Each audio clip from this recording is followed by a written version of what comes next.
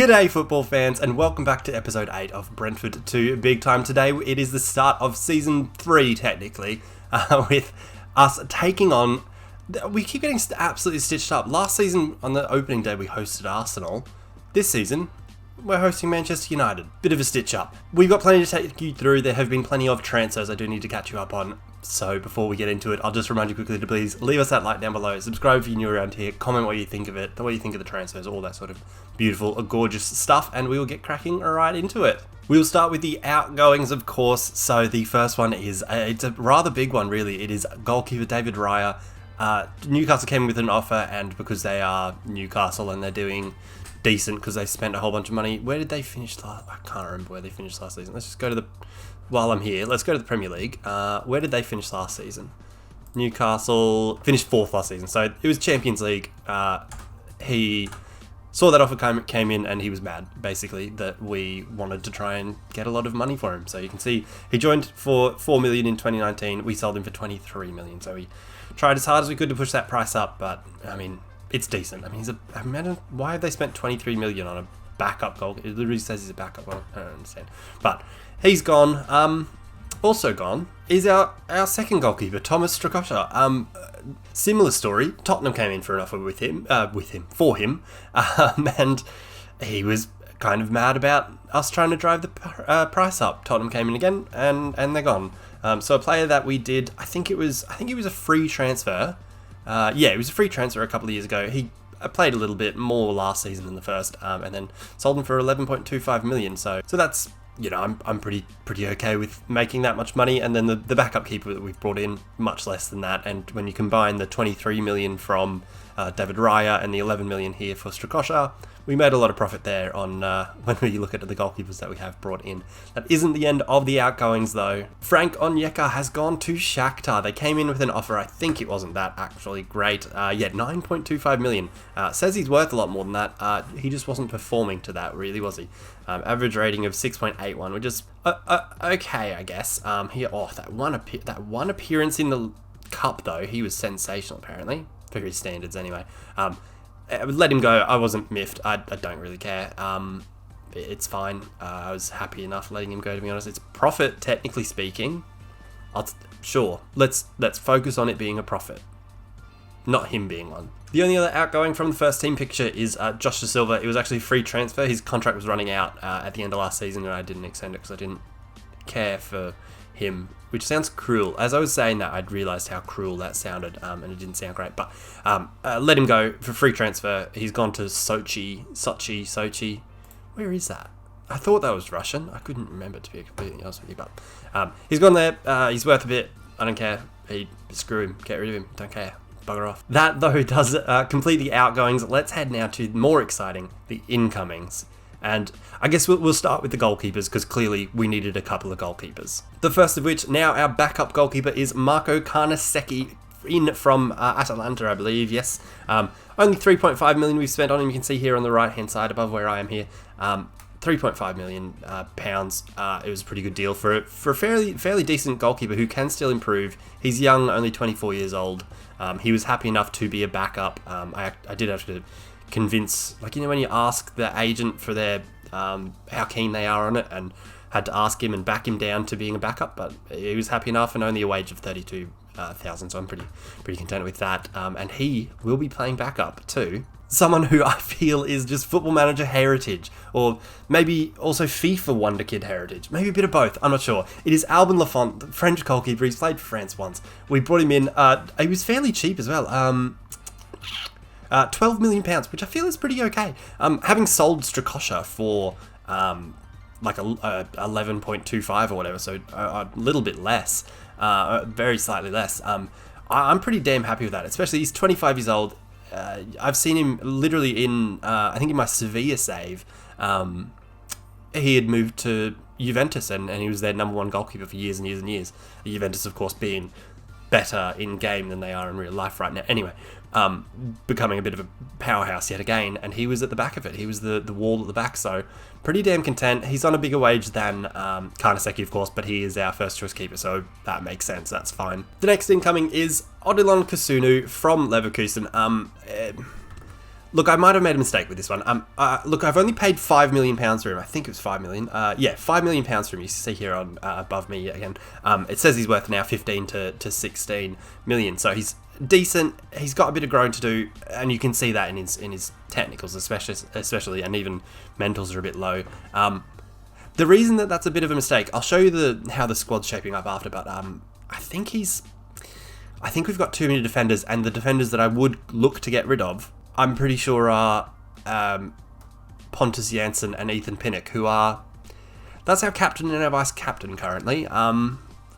So a bit worrying there. Anyway, now, the most exciting one, and something I did mention towards the end of last season was what we wanted to move forward with was we need more wingers. So our wing options were basically between, I guess, Daniel Marlin, Daichi Kamada, Lewis Potter, Brian Mbeumo. It was definitely lacking a little bit of quality. So that's what we've gone to do, and it's also a bit of a throwback to that Sevilla save. It is 22-year-old Englishman Michael Olise. I absolutely love the guy. I'm such a fan of watching him for Crystal Palace. I like in real life. In the Sevilla save, if you didn't watch that one, which you should because it's quality, it's absolute quality. He ended up at Real Madrid, and he was an absolute boss. He was absolutely incredible for them. So getting him in, I don't know what we spent, 41 million. It was our club record transfer, 41 million. He's already worth 67 to 84, so clearly quite a good player. I'm just so excited to actually get to play with him in Football Manager, because usually he either doesn't want to move to my club or has already moved to Real Madrid and doesn't want to move to my club. I'm just so excited that we have him. Really, he's going to probably start ahead of Brian Mbeumo, just because quality, basically. I mean, look at the guy, look at him. So those transfers have then meant that we do sort of have a bit of a bloated squad at this point, I'd call it. We do have plenty of options. If you look at the left wing, I mean, there are 3 players there with Damsgaard, Kamada, I don't know how to say it, and Lewis Potter. They're all, again, also fairly versatile, so they can both, all 3 of them can play on the right wing as well. Kamada can play central midfield, Lewis Potter can play up front. Same with Mbeumo and Olise, they can both play on either side. Mbeumo can also play up front. So we've got plenty of diversity? That's not what I meant to say. I meant, what did I mean to say? Versatility, that's the word, not diversity. Both, I guess. Sure. Up front, Daniel Marlin and Ivan Toney need more from Daniel Marlin, or he's just going to go. I'm just not going to play him. Through central defence, again, I've not got anyone here repeated, or I shouldn't.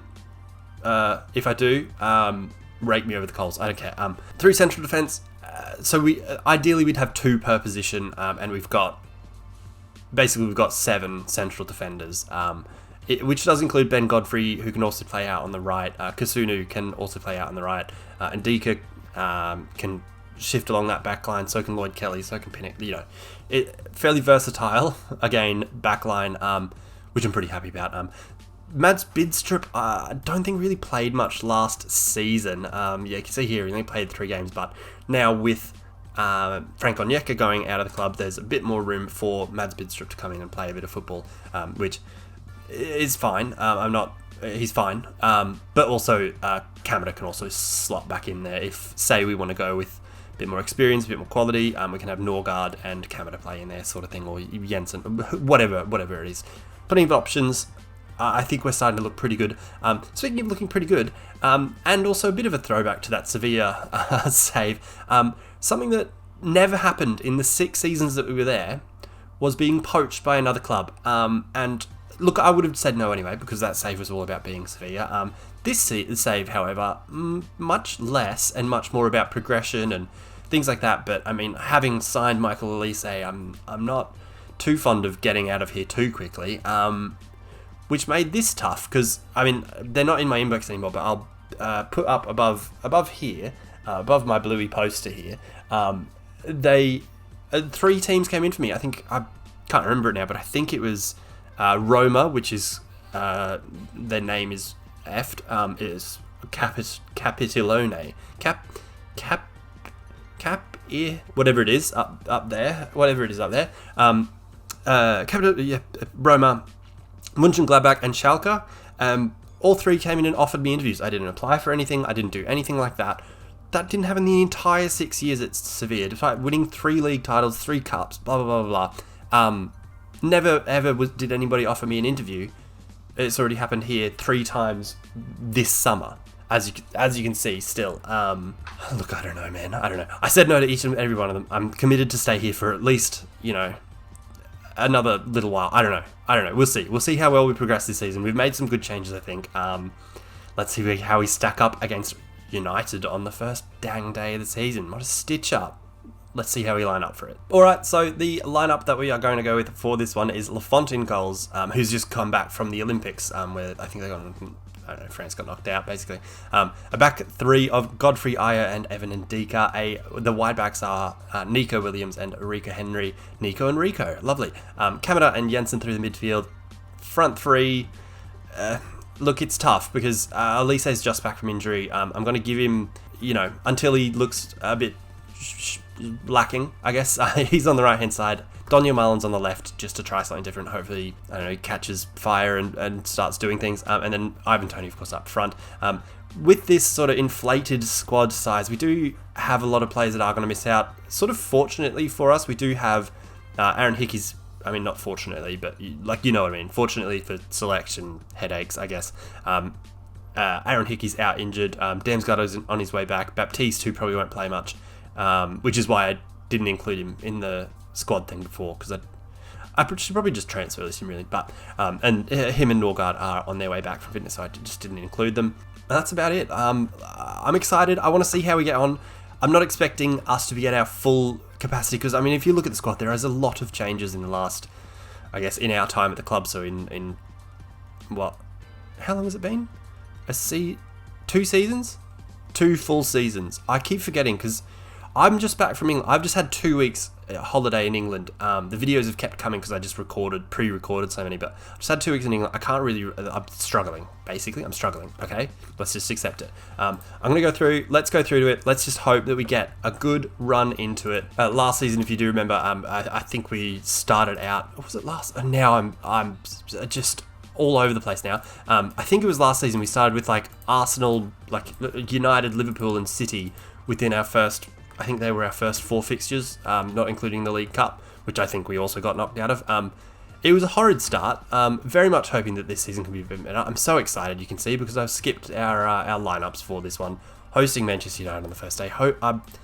Look, I'm not going to sit here and say that I'm expecting us to come shooting out of the blocks and absolutely batter them and be brilliant, because, we've got a few new players in and around the team, not so much in the lineup, I guess just the one debutant, but in and around the team, and I don't want to set expectations too high for what I'm expecting from the season, or from the start to the season anyway. Hopefully though, I mean, what did we finish last season? 10th, 11th, 12th? Somewhere around that region. Still Thomas Frank is our assistant, of course. Hoping again for mid-table and or just above. We'll see how we get on. Here is the first highlight. It is a free kick that is headed away. United on the offensive. Switch there from Jensen away to Nico Williams, out to Michael Elise, the new boy. Plays forward to Tony but does not find him. United now looking to have the first chance. Through ball from Fernandez, out to Jadon Sancho on the right. Back to Diogo Dalot. Casemiro from range. I feel like that's happened every time I've played United. Casemiro has absolutely laced one. And, I just don't know what else I could do.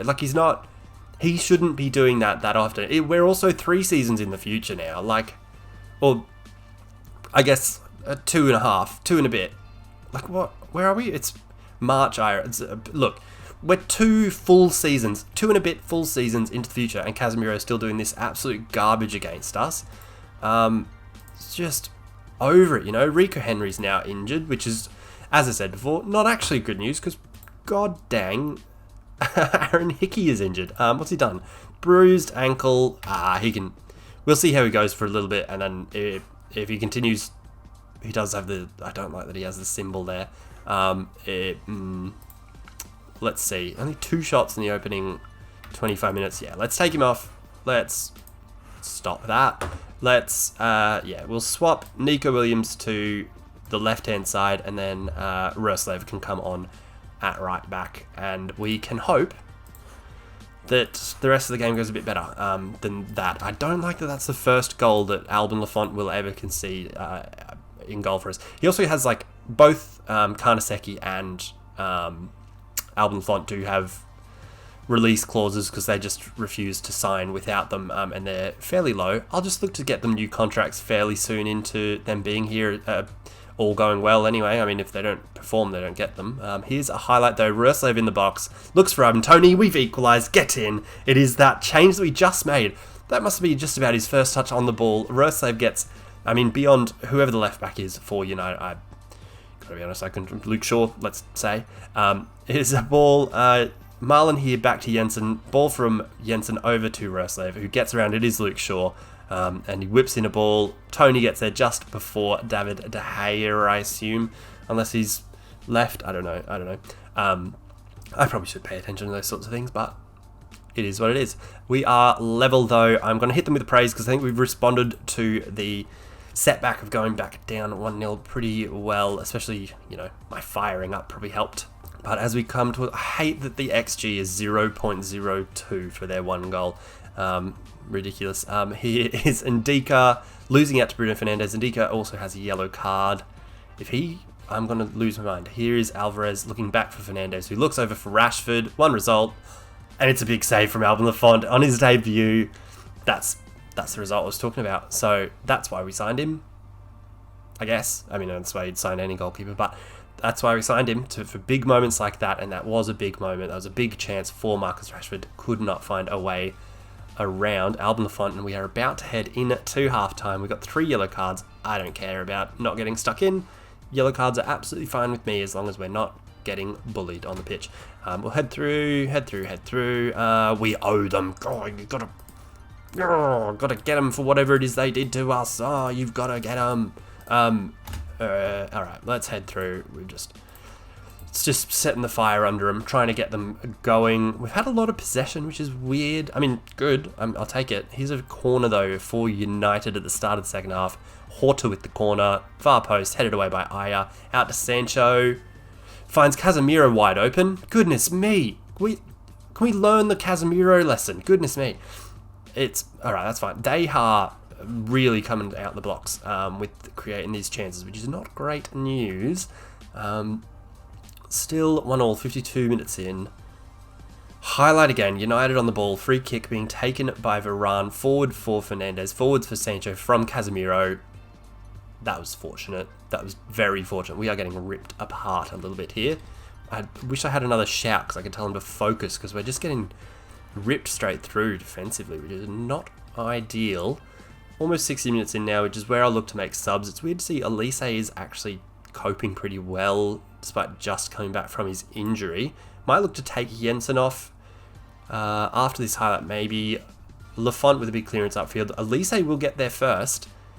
Looks like a good break opportunity. Elise in the box.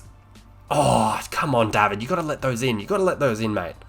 Be kind. All right, that highlight being over, we will look to make subs. It is Jensen who's going to come off for Janelt. I don't know why. And then we'll bring on Mbuemo for Elise. That's 3 subs. And then Pinnock can be our 4th. And we have 1 up our sleeve that we can look to make a bit later. Or if we have an injury or whatever. 61 minutes in. Oh, God. They have been the better side in this second half. We'll hit them with an encourage. Hopefully perk the spirits up or whatever an expression is. I don't know. Marlon hasn't done anything. Nico Williams has been shocking.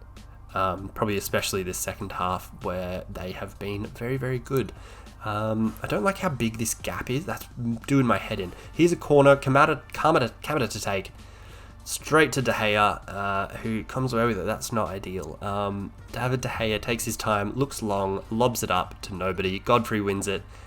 Straight to Roslev, in towards Janelt. Janelt now brings it forward, plays out wide to Nico Williams.